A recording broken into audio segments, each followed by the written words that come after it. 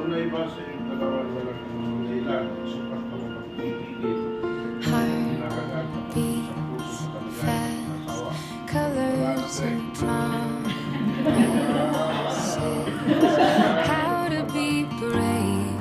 How can I love when I'm afraid to fall? But watching you stand alone,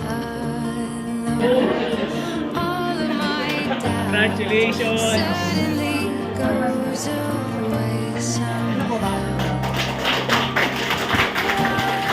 Step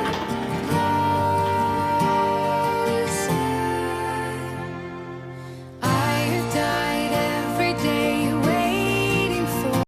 Over and over again through the years, where it's said that marriage is not the source of love, but rather an affirmation of love. I do like what the mayor said a while ago when he said that the marriage is just a formality. Because love does not start there. It starts at the very beginning. Pamilyang broken. I wish you happiness and yung complete family as well. Hanggang sa pagtanda ninyo with the kids. Love you. Sayang yung makeup. Thank you, Madam Consi. Masasabi ko lang sa newlyweds is kung may problema kayo is talk between yourself. Kaya nga sabi ni Mayor, huwag nyo nang i-share sa iba. Kasi ang solusyon niyan is kayo rin lang ang makakagawa.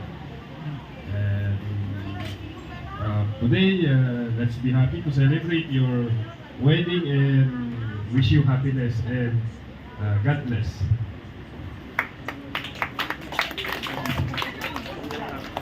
Nagmangit ay kamu niya ti ibagat ta siguro amin nga kadarakalan nga problema napasama kan ti may isa nga married life pinya pero stay strong. Ito lang, every family at that problema na kanya-kanya tayo pero stay strong. Adyo lang kan God. Okay, congratulations. Ayan, thank you. Ay, patipi na kayo. Hindi ako married eh, so hindi ko masyadong alam. Pero marami na akong advices kay girlie noon pa. So, napagtagumpayan niya. At saka ito, runner ko to eh, mabait itong very subject, submissive. Itong pamangkin ko na ito. Kung may kailangan ako, nandyan ka agad. So I just hope, kaya lang pag nagpunta siguro sa stage ito, wala na akong katiwala. Pero pinapagalitan ko siyempre ito pag may mga may mga ng konti. Pero basically, I put the trust early. At saka congratulations din, Greg.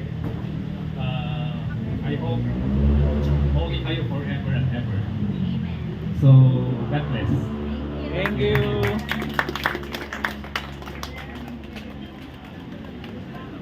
Ayan po. Thank you, Sir Ben.